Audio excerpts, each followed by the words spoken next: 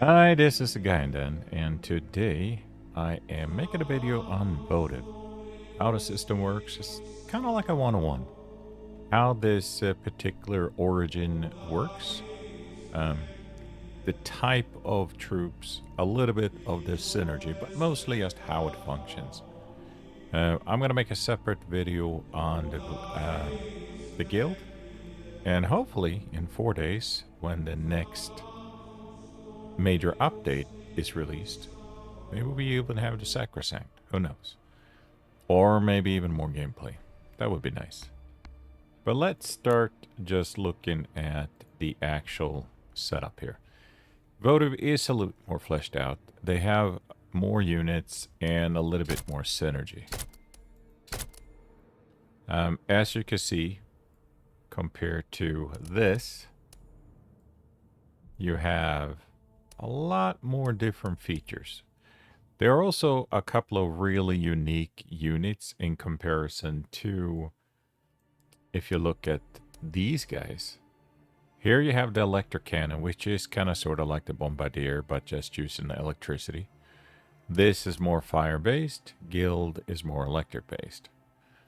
But there is a lot of mirror imaging going on as far as unit-wise. You have knights on both sides. You have the cataphract in one, flanker in the other. Those are kind of shock troops that can move from one place to the other. You also have the diving suit. It's called the Overseer with the Votive. And you have Arbalist. So I think they're called a shock trooper with the guild. But in reality, they also pretty much have about the same type of cards. There are some unique cards for each of the different origins, but most of them are mirror imaged one way or another. This one have the Dauntless. You start with the Vanguard, which is melee. You have the Commander, also melee, support melee. You do have the Purifier here, and you have something similar, almost, with the Guild. This Wayfinder is like a spellcaster nuker. You do have the Navigator, but I would say the Wayfinder is a little bit more solidly higher DPS compared to the Navigator. And again, this is not really fire-based. I do believe it has some spells that are fire-based, but it is just more like raw nuking power. Whereas there's a little bit more shocking attacks when it comes to the Navigator. And let's just check it out. So I'm just going to run this on D2 so I can have a better mix of unit. So that's the Essential level 2. And I'm going to go through a couple of battles here just to show you and some of the functionality. In reality, the city in both Votive and Guild are pretty much the same. The main difference is that with every new level, and that would be level, level, level, and level, etc. For each of these cycles, you draw a combat card. So you're going to have 8 combat cards per unit, and it's a mix of different things. Whereas with the guild, as you will see when I do that video, those are lantern cards. So there is a difference here. You will almost always have a full complement of combat cards for all your 4 units when you play the Votive. You will seldom have that when it comes to the guild. You're going to have tons of lantern cards though. So let's just start with getting ourselves a new unit. Now, if you run this on just vanilla, so no dissension levels, you're only going to have standard units here. When you run it as Votive or in D2, you're going to get a mix of rare units such as the, let's get it, I think they're called. And then you have these are 2 standard units, the Dauntless and Arbalist. Since we are not just showcasing this, I'm not going to go into depth with the different units and what they can do. That's probably going to be another video, especially when they come out with a major update. There might be some changes and even another origin. So let's just pick the Arbalest for now. That's a good mix of DPS from the support line. And then we're going to have the Vanguard that's going to be up in the guard line. There we go. So what is the difference with the voters specifically? You will always have a origin unit. This is the first unit that you have. It's going to be the same in all battles with the votive as it's going to be the same with the ranger with the guild. This is a skirmishing unit. It doesn't have any armor, and I'm going to explain how armor works. It has this basic empowered resolve. There's also another perk that you can have if you choose not to use the extension that has the breaching slash. So this one, empowered resolve, happen to be that anytime you get exerted and you're empowered, you also get 1 to your attack for that battle. So that becomes 4. Next time you get exerted, it becomes 5, etc. So it's not really super bad. The other perk, I think, adds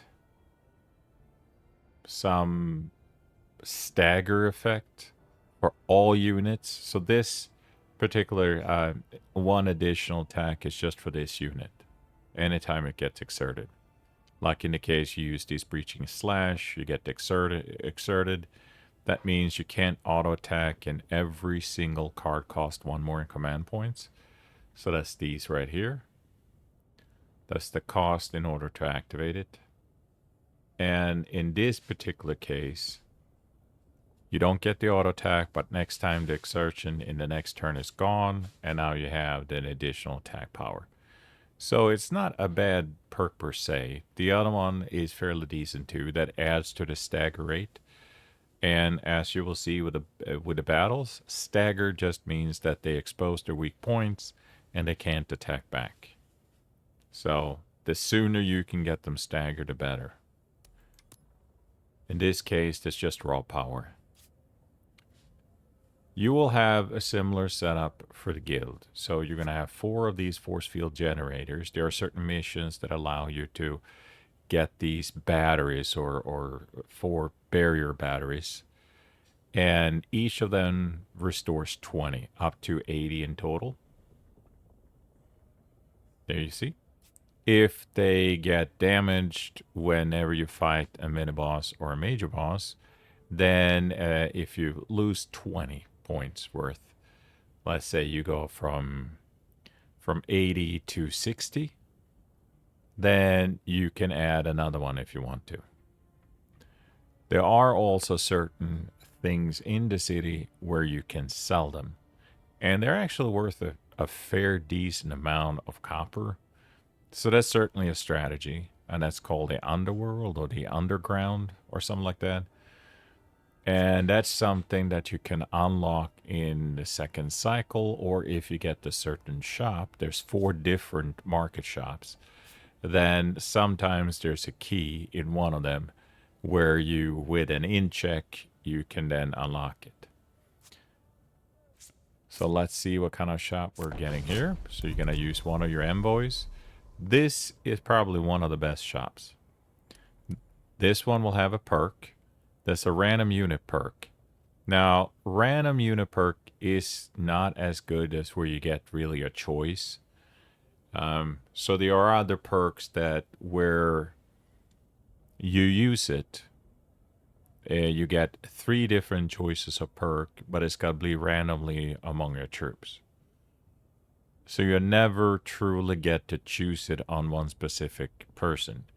If you buy this one, it's just going to be a random choice that the program the game does. You don't get to pick from 3 choices. So let me show you here. So I'll buy that one. Now I could choose which unit it goes to, but I don't get to choose among several different perks. It's just automatic for me. So I'm going to choose that one. And he got, let's see here. Let me show you. So he now got the magnetic. You always draw a card for this unit each hand, if possible. So you're always going to have that one of this unit's cards. Not very useful, to be honest. There are far better perks, but, you know, it's a perk. And this one also have a mix of different other things. Like this one adds for the battle 1 additional armor. So that's actually not bad. And losing 1 health for 1 armor, it's an easy trade. Unless, of course, you only have 1 left, right? And you always have a measure of favor that you can buy. So each shop have their own kind of flavors of how much favor you can buy and how you buy it. This one, it's a pile, everything from 2 to 5 for the same cost, by the way. So if you happen to get into a session where it only has 2 favor, still going to cost you 15. Now, the best shop, in my opinion, is the one that offers you a chance to get a tech. And I'm going to explain what the techs are. And that one also have bandages. And bandages are one-time use, but it allows you to heal up your units. So you don't have to use them in the battle. You can just save them up. So when you really need them, you're going to have a pile of bandages just ready to use. But I do like this shop. It allows you to have a lot of different type of things you can buy that are fairly useful. And I do believe you can sell a number of things in this shop too. So, for example, if you want to get rid of one part of a tech because you have plenty and you just want some copper, I do believe this shop can take that. Other shops might not. So let's go in here so we can show you what this is. So every now and then you can have expeditions. In this case, you will start fighting 2 expeditions. Right here, you go down here, that's going to prep for fighting a mini-boss. And then when that is done, you're going to have 2 more expeditions. And here's prepping for the major boss. Now, the next cycle is going to look a little bit different. It's going to have 2 mini-bosses and then a major boss. But you're going to have some expeditions too. And then this last cycle, it's just expeditions and then a major boss. How they work is very simple. Each of these expedition rounds is going to have a couple different choices to pick from. This one tells you how many units you can use for this particular one. If it has a death skull on it, it's usually a much harder mission. But in the end, the caves that you go into to send your scavengers into, it's going to have a lot more choices. So normally what happens is that, as you can see the symbol right here, that means that you will always, for no cost of scavengers, be able to find a fragment of an artifact. You need 2 of those in order to make a tech. This one is the reactor rod. That's the one that powers your barriers. In this case, this one allows you to use both of your units. I only have 2 right now, but sometimes even when you have 4 units, most of the regular missions are just going to be for a maximum of 3. The harder ones, it's going to allow you to use all your units if you want to. But there is a risk, of course. That can be hard and it can be costly for you. It all depends on how prepared you are and how much you know your capabilities and the units that you have at that point. Or if they're half damage, you might come away from a couple of expeditions being a little bit beat up. Then you might not want to go into a harder fight and run the risk of, losing one of your units. In this case, we're just going to do this one. That allows me to showcase both of the units and some of the features. So, we're going to have to run into this slug. So I'm going to use both of them. Note that you can always choose to not use all your units. That's your choice. And that just means you get 1 more scavenger in the end. 1 scavenger is not really worth it, in my opinion. There are perks that could provide you with more scavengers. And there's even a guild card for the technician that allows you to use scavengers, more scavengers. In this case, there's no such thing in a votive, and this is how it works. So you're going to get the number of cards based on certain things. So this is the standard setup of 6 cards. There are also certain texts that allow you to have more cards on hand. And there are some cards that also allows you to have a few more. There are some conditions that allows you to draw one after you use one. So you will see that in some cases I will use up a bunch of them and I will not get another card. And other times when I use a card, it will also give me another card to the stash. Votive works like this. You have command points. It's generally 4. You can see the cost here of using one of these cards, what that is. You also have favor. Favor is one of those currency that are really, it's not commonplace, okay? So there are certain things in the city that provides you with favor. You can even pull it from when you get into the cave and you scavenge, but it's one thing that you don't want to use a lot of. Now there are 2 units, 1 unit each for the different origins. In this one, it's called the Fire Maiden. In the guild one, it's called the Bell Maiden. And the Fire Maiden reduces the cost of the first card that you use, the favor of it.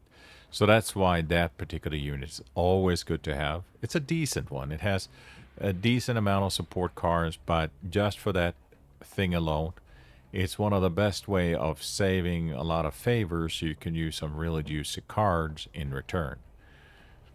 There's also another feature with this. This one has empowerment. And as I was talking about the empowered resolve like this one, you won't have that in effect until you empower it. And you can empower a unit as many times as it has units. So in this case, you have 3 guys, so you can empower it 3 times. This one has 4 guys, you can empower it 4 times. In this case, if you empower this one, empower the Arbalist to cause it to immediately attack enemies whenever it gains exerted. It's not as good. There is another also, which when you empower it, every time you expose a unit's crit points, when you stagger it, and I will show you, it increases the damage 50%. Above the normal. I think it's 1.5 or 150% when you stagger and hit a vulnerable point. But if you have that perk, it's 50% per empowerment.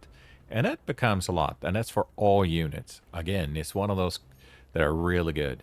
Now, the empowered hail is just for this one. It will attack once, which means you are going to miss your auto attack phase. So it's not really as useful. I haven't really found any good use of this particular empowered hail that is similar to how this one works.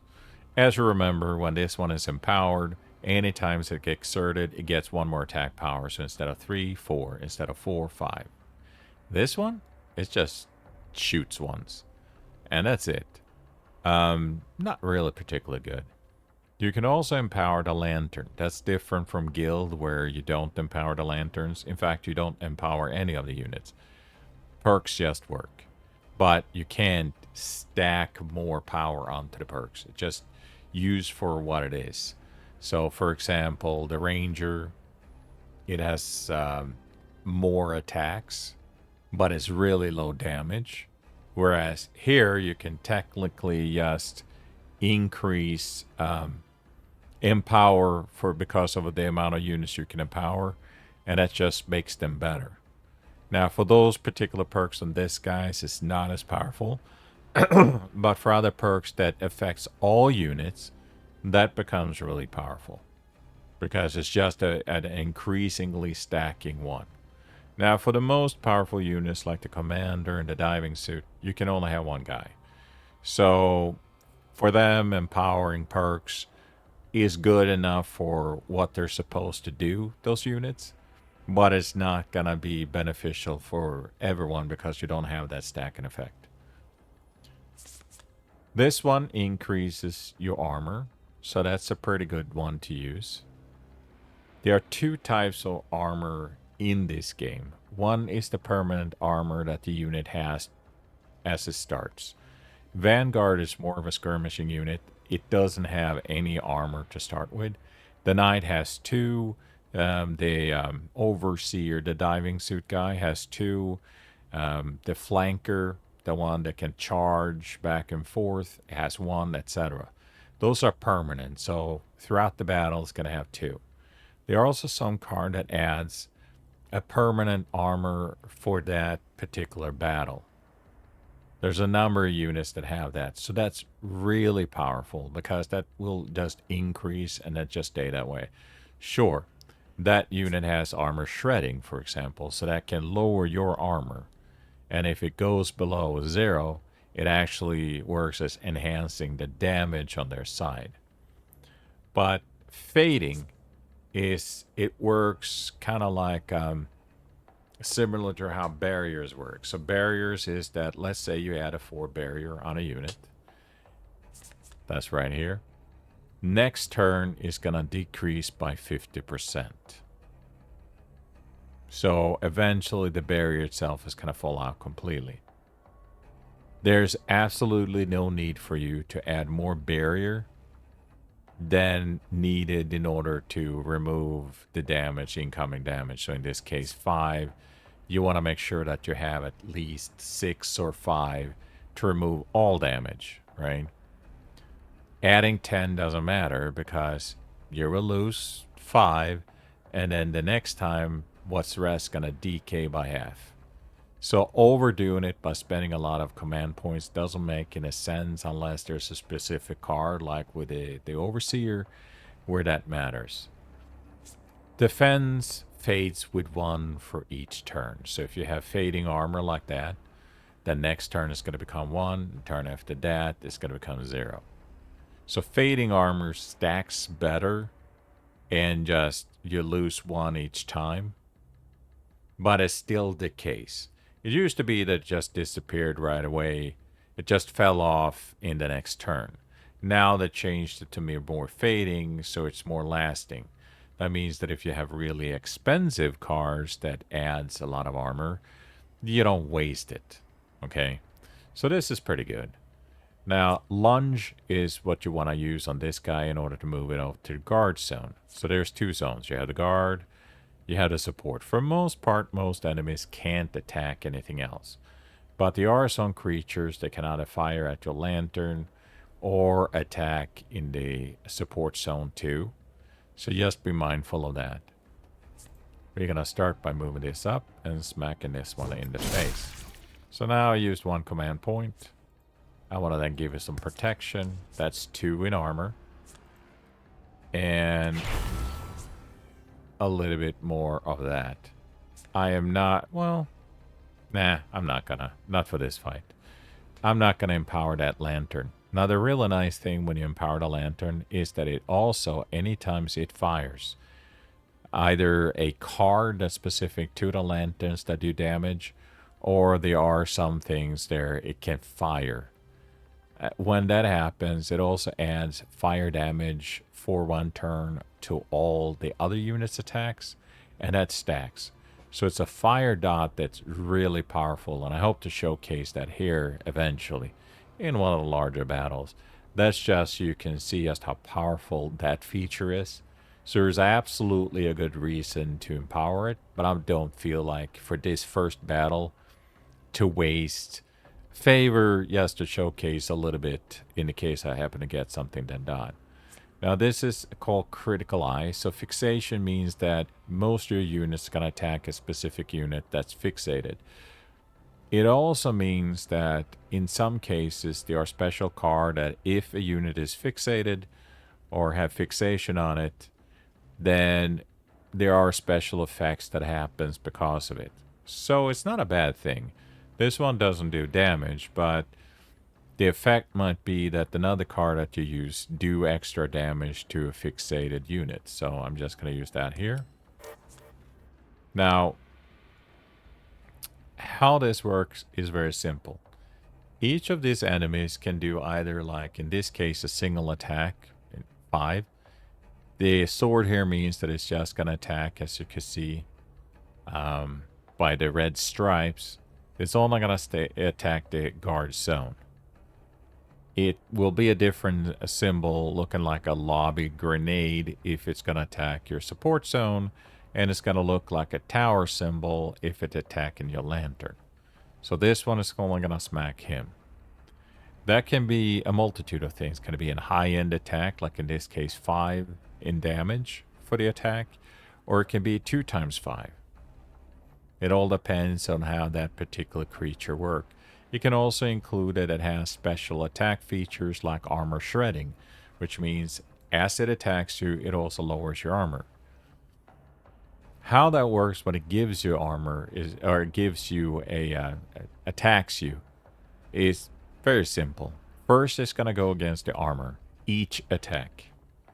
So in the case of it had 2 times 5, it's going to reduce it by 2 each time before it hits the barrier. Now, if you don't have any barrier that it can reduce it from, that's the 4 right there, then you will always take 1 in damage regardless how much armor you have. So if you have 10 in armor and it only makes 5 in attack, but that's all you have, you don't have any other barrier, you will always take 1. Just keep that in mind. If you don't want to take damage at all, you want to make sure you have a combination of either enough barriers to soak it up or a combination of both armor and barrier. In this case, I shouldn't be taking more than 3 of that 4 barrier. So we are down here. We are out of command points. So let's see. Yep, see, I have 1 left. Good to go. Now you saw the barrier disappear because, it decays 50%. And apparently rounded up, obviously can't be in a half point there. So now you don't have the barrier on that guy. Now both of these are going to attack for 7 plus 6. And what I probably want to do is just add more barrier. So that's 3. That means each of these attacks going to be reduced by at least 3. And then I can do something like that. So the first one should be reduced by 3 first. And then the rest 4 should take that barrier. So then I have to compensate for at least 3 in damage here because 3 is going to be taken away by that. There we go. So now I should be taking in damage. Steady shot. That is the arbalest. He can fire in any of the zones. As you can see here. There are some attacks, even ranged attacks, that can only fire in the guard zone. But in this case, I can hit this guy if I want to. And Breaching Slash, which is the melee one, can only reach to the guard zone on the other side. So since I want to also do a little bit damage to that guy to get him down, I'm going to start firing on him. And there you go. Now I'm going to do some auto attacks here with both of the units. Not all units have auto attacks, but in general anything that is a combat units do. So this one has 3, that one has 4. Watchtower. So now I have that effect. What I can do here is I can empower that one. When that guy's attack, it's going to give fire damage to all of my guys. I do want to add another one of those. That's 7, so that's 13, 12. I don't want to take any damage. And there we go. This one just means I can move a unit from one zone to the other. Now what he did here was armor shredding. He reduced my armor. Next time attack, he's going to reduce it even further. So I can either use an armor card to compensate that, or just add enough barriers so I don't take that extra damage. There you go. Armor shredded again. And now you see that my guys have burning weapons. And you also see that he added armor shredding on me, so I'm going to remove that. Gunk. This is an affliction. It means that the only way you can get rid of it is either recycle it, which removes something from here, or you can just let it be. It takes up your stash hand, so that's the bad effect of having affliction. Now, some affliction can also do damage to you.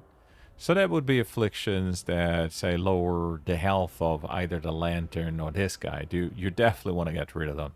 They're also nasty ones. Some of the major bosses have afflictions that will put a pestilence on you that just eats away at your health each turn until you might have a card from, say, your purifier, the priest dude, that removes that debuff completely. In this case, he's going to attack now 3-2. As I mentioned before, if you have armor and barrier, the armor removes the damage first, but you will always do at least one. So out of all these attacks, the 3 times 2, you're going to take at least 3 against a barrier. Okay? It will be removed, but always make 1, and then 3 against the barrier. So in the end, I should only have 2 left. And of course, he's also going to armor shred me. What do I want to do here? I am thinking I'm just going to do a breaching slash. What you will notice now is I have burning weapons for 1 turn. That is a stacking damage. Next attack also applies burning equal to health damage dealt. So if I do 3 in damage against this dude, since he has no armor, that's going to also be 3 burning. That's a stacking dot that will burn away at his health. It can be extremely powerful if you have several units with that burning attack that just continuously eat away at it. But that would be in the attack phase, so the 3 would be then the auto attack. But it also applies to the breaching slash, so that's 11 in fire dot damage. Let me show you here. That dude has 11 burning damage, so he's gonna take that in the attack phase, his attack phase, in the end of it.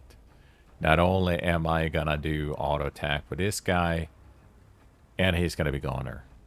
Now also notice that he's staggered. Each hit, as you see this yellow here, that staggers it. Some attacks staggers more. They just meant to be something to knock them out. Each time they do, they can't attack, and they expose their weak point, which takes 1.5 times the damage. That means they can attack you, but you can do a heck of a lot more damage to them.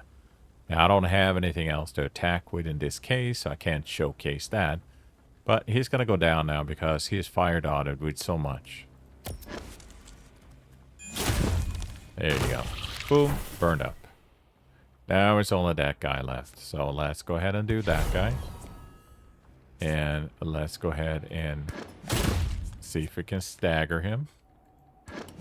There we go. Now he's staggered. He can attack me back. And he's gone. There you go. Very simple. Armor is important. And also barrier. But never use so much barrier that it's just wasted and goes away. So as you notice, we are now in a cave. We are going to have a total of 6 scavengers. There are things that add more scavengers, like I saw if you have less units.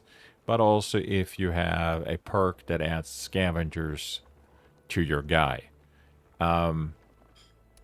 The one that just saw symbol, so the quest, the expedition you do, it would always be free. So it's not going to cost you any scavengers to do the one that was part of the expedition.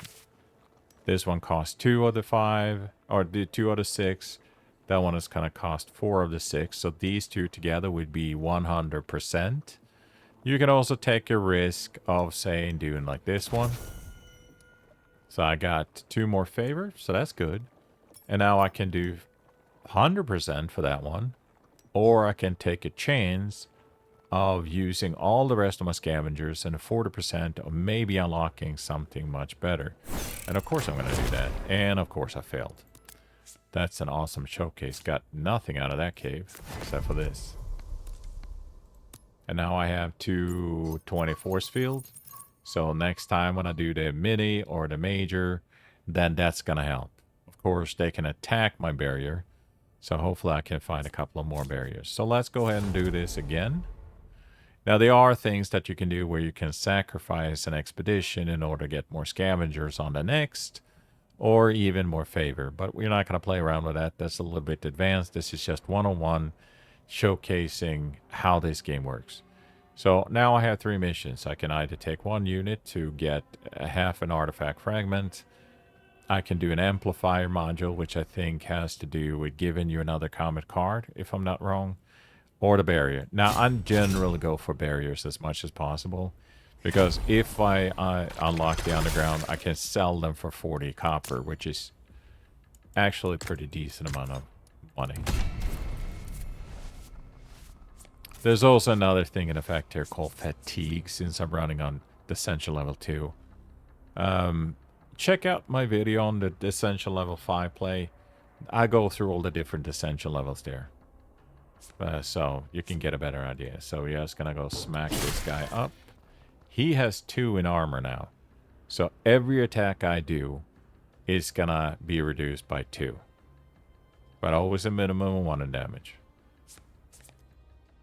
Let's go ahead and add armor. I am going to start right away by empowering the lantern. I'm just going to do it. Because getting those stacking fire damage is the best way of reducing that as quickly as possible. I'm going to fire him once. And I am not going to waste the barrier yet. Just start smacking him.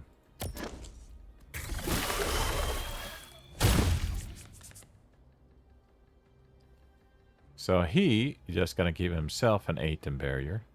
So I'm just going to bother with... I'm not going to bother with barrier. I'm just going to keep on adding that. Yeah, why not? So now I empowered him. And that means that every time he gets exerted, or this unit gets exerted, it gets 1 more attack power.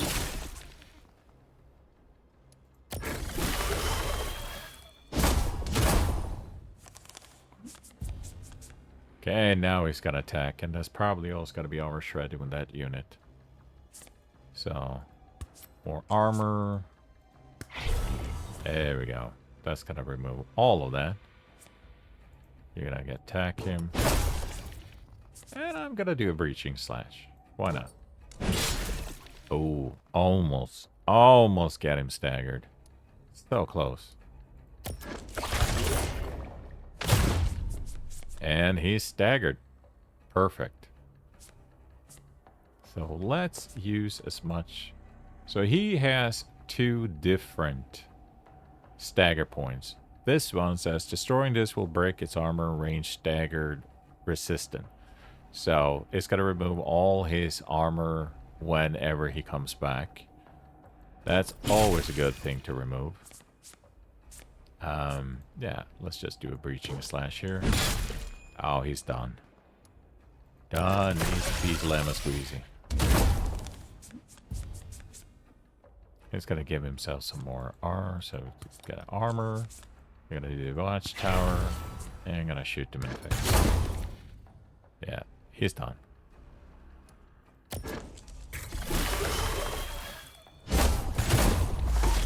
Yeah. Lantern gets the final say.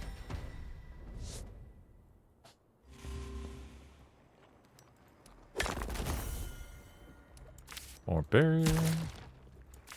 75% each. Doesn't really matter. This one gives an indication. Okay, 32 copper.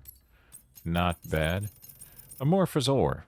With amorphous ore, you can draw a lantern card in either as a combat card or as a lantern. I generally always do lantern with votive. And that's because... Oh yeah, that's not good to have. And that is because you're going to have generally less lantern card with a votive. You're going to have plenty of combat cards. No shortage. If you ever run less than a max of combat cards, that's just because you've been extremely unlucky. So I'm going to go here to the Innkeeper. The Innkeeper, for most part, allows you to pay some gold in order to get some health back. In this case, since you're fatigued, and I'm running on Essential Level 2, you can remove the fatigue, and then it heals you when you cycle down. I didn't take any damage, so there's no point to do it. I'm just going to do a test here. You have to hit over 8 with your stat roll in order to get 1 to 3 in favors. I got 3. I succeeded. We're good. That means I have max of 10 again. So this is prep phase for doing a mini boss.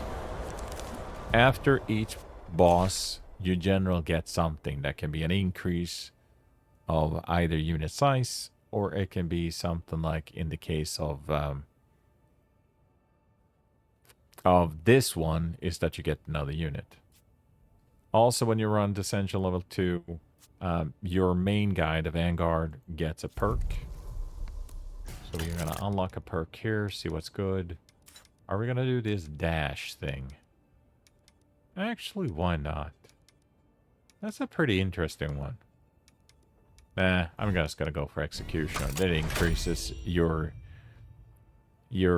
crit damage. We're going to go here. Oh, this is nice.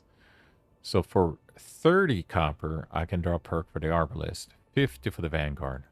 I'm going to take a chance here, since I get the choice of 3 now. This one is awesome. That means I get the extra hit. So instead of just 4 in damage, it's going to be 2 times 4. No question.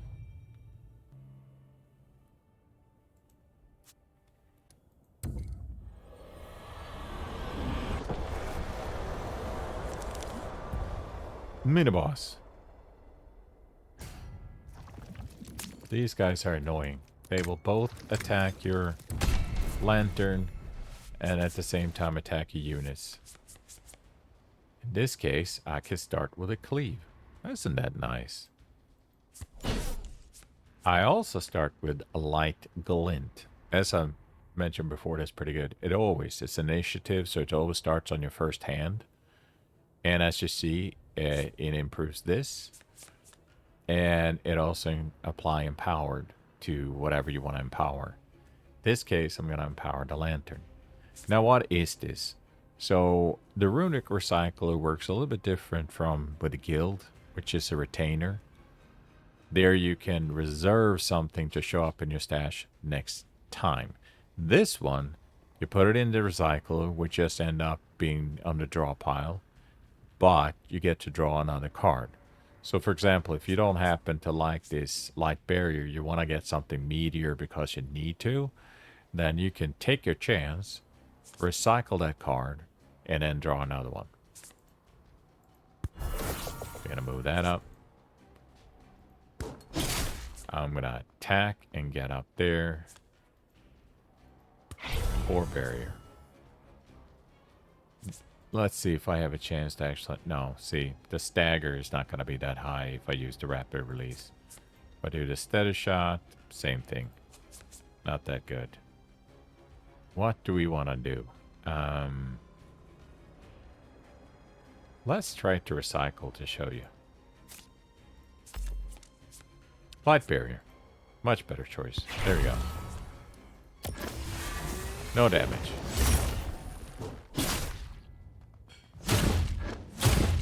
Now, because of that perk, he attacks twice. There are some cards also that add so it attacks one more. It's called Flurry, which lasts for the entire battle. It's very, very nice. In this case, he's going to attack my barrier. That's with 7 in damage. I don't want to do that. So I'm just going to lower that damage. And then I am going to continue hammer on this guy. Should I give him... I'm going to... Just to showcase that. So we're going to do this. Oh. Did I pick the wrong one? I did. I should have done the breaching slash. Anyway. And I am hammering on that one. That is going... So this one will attack the front zone, and that one will attack the back zone with a 3 in damage. I can take 3 in damage. It's a pity to go into a battle with 3 in damage. But I am going to do that. I am also going to put that on this guy. Because I'm hoping to knock this guy out. Which I did. So now he can't attack my lantern. Now this guy, well, Why take damage? Honestly.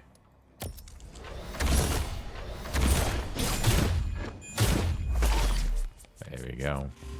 Now we have burning weapons on both of these, so we'll start with that. Now both of them are burning a little bit. And we're gonna knock that thing out. No, I did knock that out. So let's knock that out. Now he's stunned for another turn. And then we're gonna breaching slash that one. Oh, that's stunned. And let's just see, they have a little bit of stacking fire. This one is done. That one I'm gonna have to work on. Done. Oh, more watchtower. Oh, nice.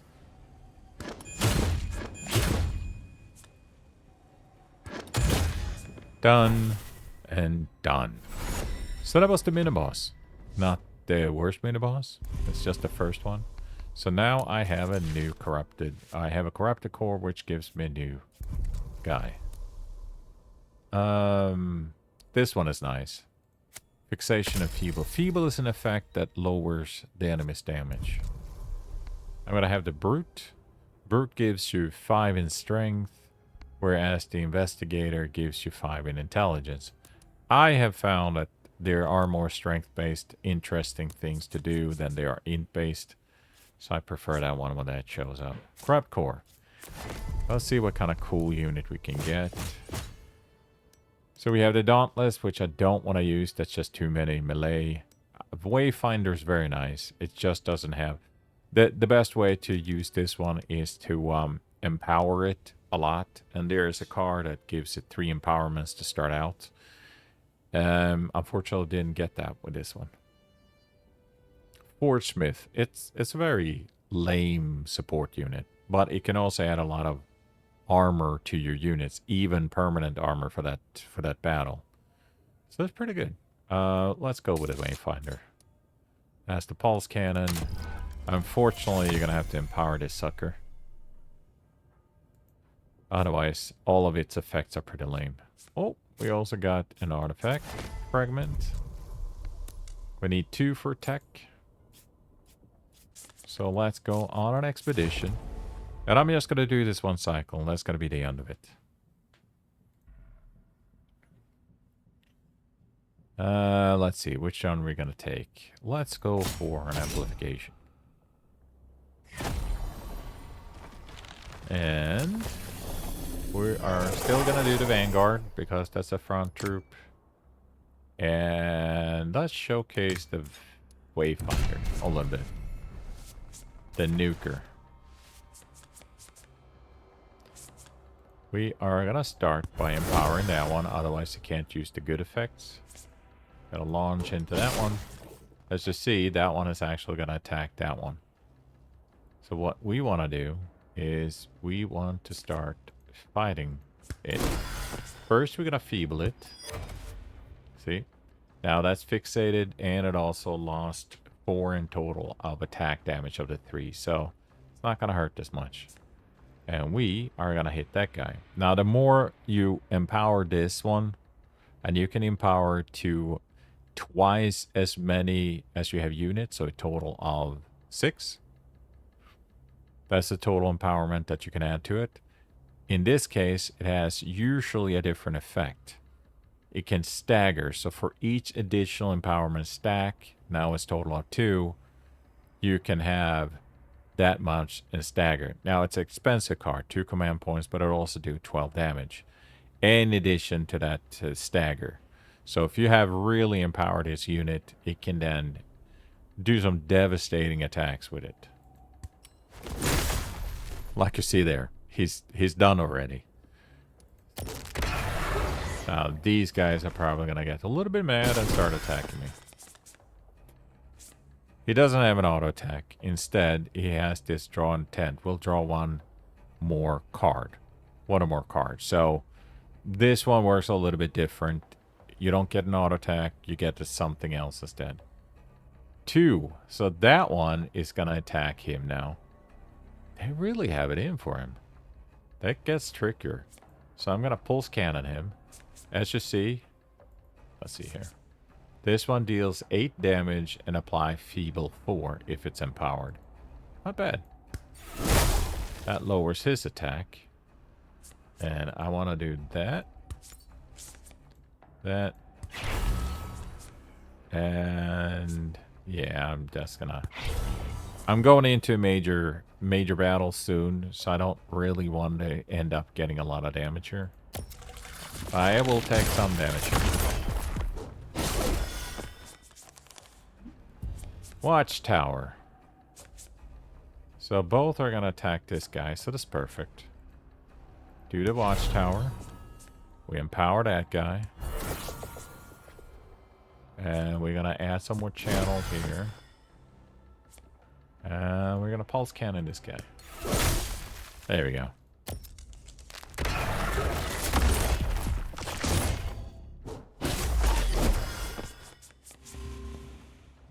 And now, oof. That's not good. 11 there. That's gonna hurt. So he's got, all of them are, this is not nice. That will help him a little bit. I am gonna take damage here regardless what I do. So I am gonna rip. I can't riptide. Oh, I can't riptide the back line. That is unfortunate. That means that one can just attack me for... Am I gonna take a chance here? I am. Nope. No. Another riptide. Don't need it. There we go. Pulse cannon. We're gonna pulse cannon here. And he's down, so that's good. Yeah, light barrier. You're gonna take damage now, both are you?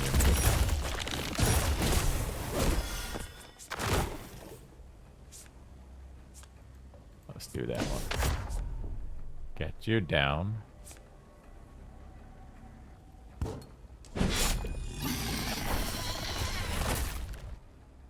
And then let's go ahead and make sure he's safe.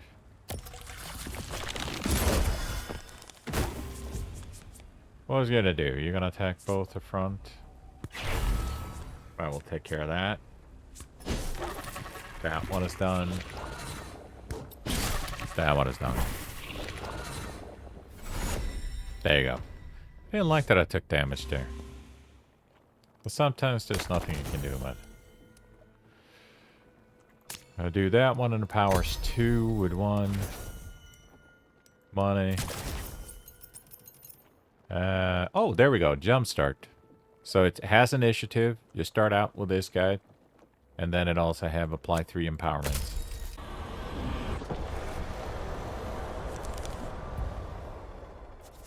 Okay, major battle time.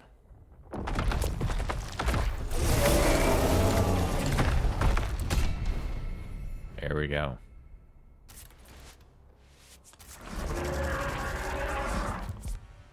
So we are going to start by jump starting this guy. Going to launch attack him. I am going to empower that guy so we can stack up fire damage as much as possible.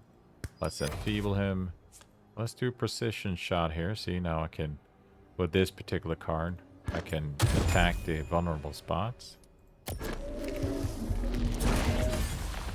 This guy's probably nasty attack me. 12. So we're gonna do that one. I don't have a good attack with him, so I'm just gonna do that. We are gonna... Oh. Should we watchtower him? Yeah, I think that's a good idea. Should just have done a watchtower instead.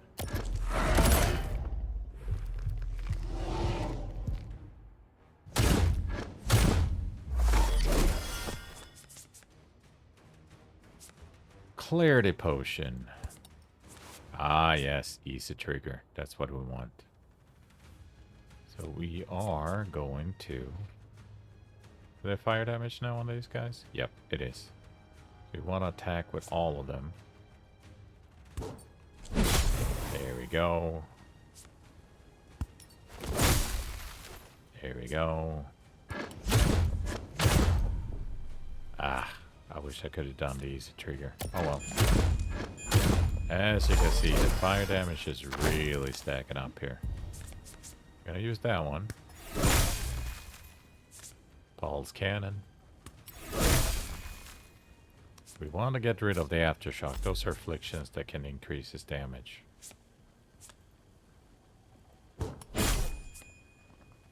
I'm attacking specific before I do anything else. Let's also empower this guy.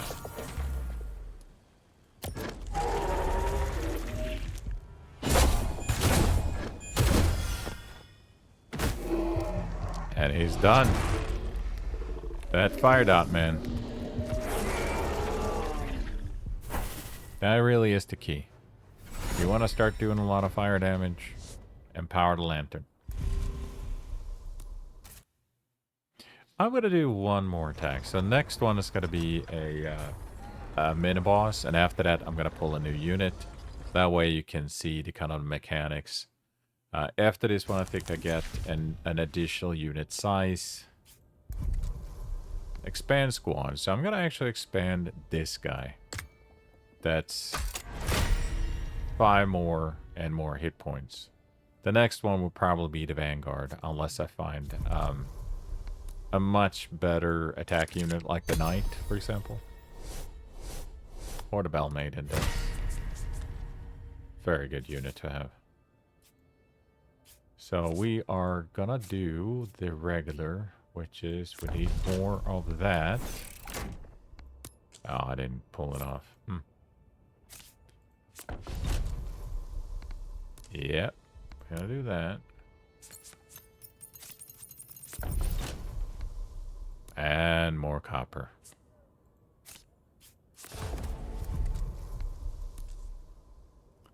Oh, Psionic Blast for sure. That can hit all of the enemy units. Very good.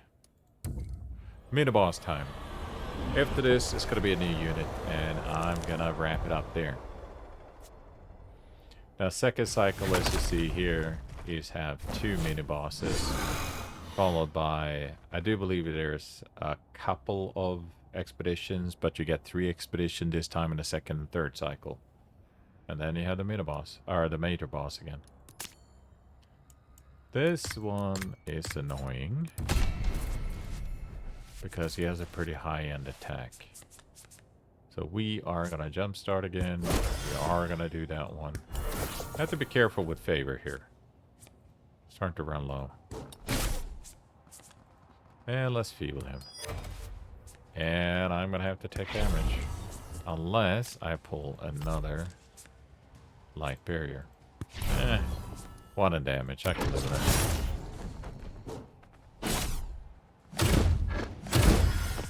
There we go. You're gonna impulse hit him. And then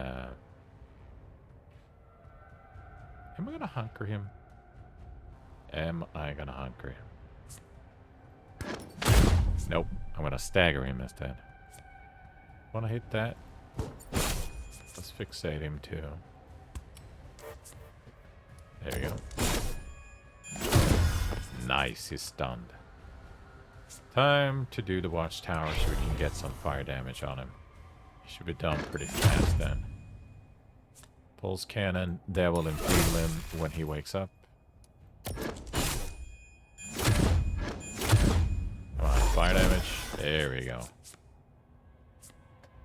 Now we can Psionic Blast him. Let's feeble him. We can do that. I think this dude is done. Yeah, he's done. No drama, man. There's been times when I got so unlucky, probably because of unit composition. But this one worked fine.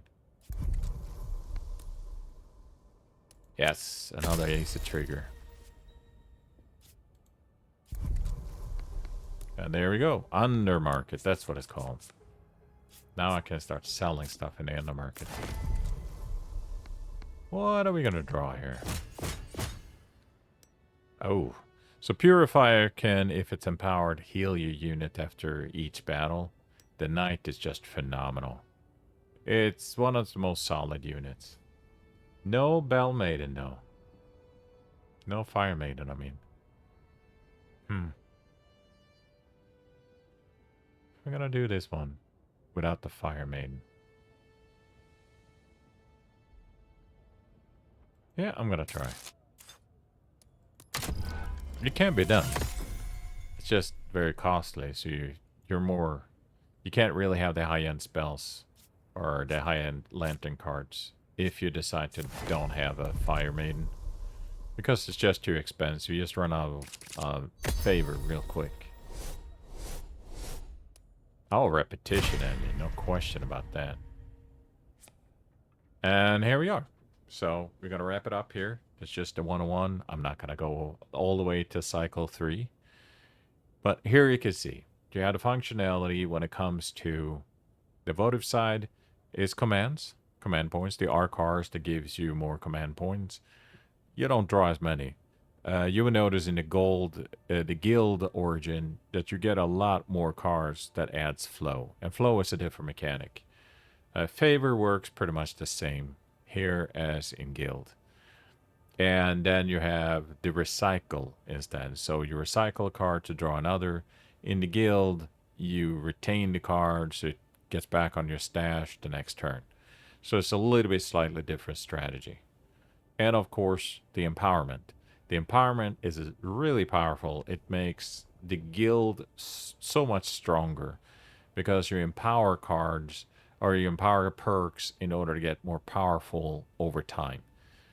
And depending on the unit itself, that can be just phenomenal. Like in the case, for example, with the Knight, every empowerment also increases how much your armor adds to the overall attack. So if you smack on a bunch of armor on it from other units itself, then that adds to the overall total attack. So it's not unknown to have a Knight be doing like 20 in damage with each hit. And it also several different cards that add multiple hits, even cleave damage, things like that. So Knights can be, in essence, extremely powerful, depending on, of course, if you get the right cards, but certainly because of the empowerment. Now, not having something that can reduce favor, that becomes a little bit of an issue because you have to then just increase, just maintain and make sure that if you think you can handle it without using favor cards, then just do it. Plus, as I mentioned, there are some cards, special lantern cards, that do phenomenal amount of damage, but it also costs increased amount of favor. One card is like 2 in command, 2 in favor for a massive amount of damage, but you're not going to really use cards like that if you don't have the Fire Maiden because you can't really offset the amount of cost. You can upgrade cards like that to cost less in favor, but again, you can't cast more than a couple of them in order to have that kind of effect. So it gets more difficult if you don't have the Fire Maiden. It's clear as day. And there you go. 101, Votive Faction or Votive Origin. And hopefully in a couple of days we're going to have a next update, and who knows, maybe Sacrosanct. It's going to be interesting to put my teeth into something that's completely new to just see what that strategy works like. And that's it. You have a fantastic day. I hope your weekend is being awesome. I hope your summer is great. I hope everything goes your way. And as I always say, until we meet again, adieu.